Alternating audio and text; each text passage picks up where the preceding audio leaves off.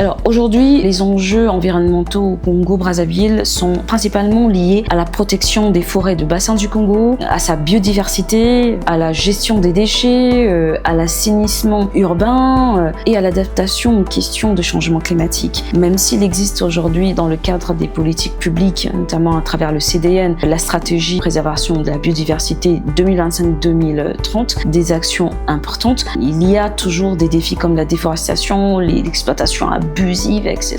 Les problèmes d'urbanisation non contrôlée, les problèmes d'assainissement urbain. Et donc, toutes ces questions-là sont très importantes. Ce sont des défis aujourd'hui qu'on retrouve au Congo. Et l'engagement citoyen est très important parce que même s'il existe des politiques publiques mises en place, il faut que cela soit appliqué par la population. Voilà. Et donc, l'engagement citoyen rentre en jeu parce qu'il faut savoir jeter moins, trier, dénoncer là où il y a l'exploitation abusive ou faire des actions communautaires. Et c'est l'ensemble de ces actions qui sont vraiment liées à l'engagement citoyen qui permettront d'appliquer les politiques publiques.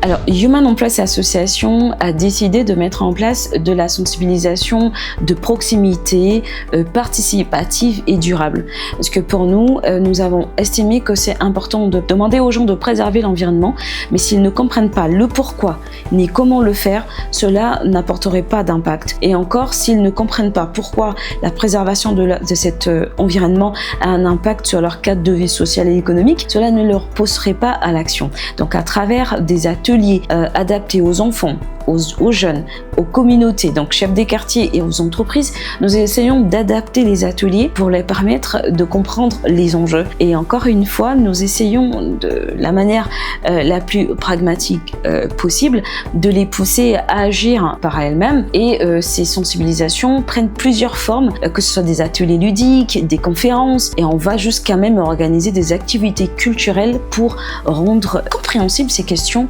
auprès de la population.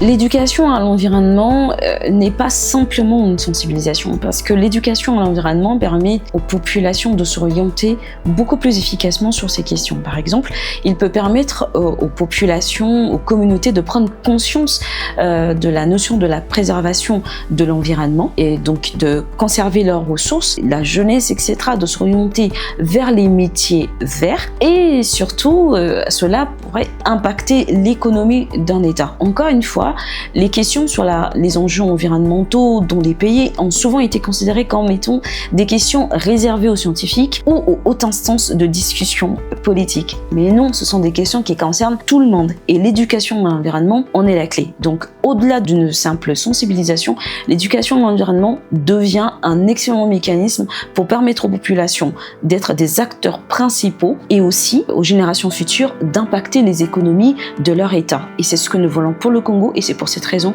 que nous mettons vraiment en avant les actions sur l'éducation à l'environnement comme levier du développement durable.